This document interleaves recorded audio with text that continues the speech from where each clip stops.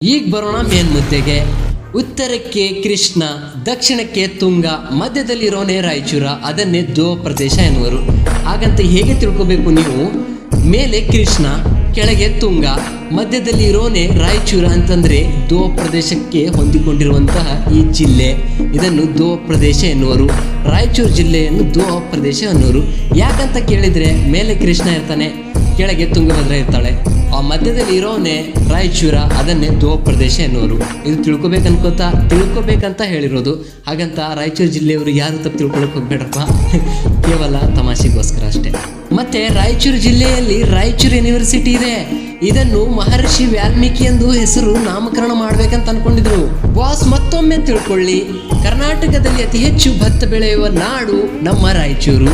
ಅತಿ ಹೆಚ್ಚು ಕಾಲುವೆ ನೀರಾವರಿ ಹೊಂದಿರುವಂತಹ ಜಿಲ್ಲೆ ಇದೆ ರಾಯಚೂರು. ಇದು ಕರೆಕ್ಟಾಗಿ ನೆನ್ಪಿಟ್ಕೊಳ್ಳಿ. ಯಾಕಂತಂದ್ರೆ ಇದು ಪದೇ ಪದೇ ಎಕ್ಸಾಮ್ದಲ್ಲಿ ಹಿಂದೆ ಕೇಳಿದ್ದಾರೆ. ಅದಕ್ಕೋಸ್ಕರ ಇದನ್ನು ಕರೆಕ್ಟಾಗಿ ನೆನ್ಪಿಟ್ಕೊಳ್ಳೋದೇ ಒಳ್ಳೇದು ಅನ್ಕೋತಾ ಇದ್ದೀನಿ ನಿಮಗೋಸ್ಕರ.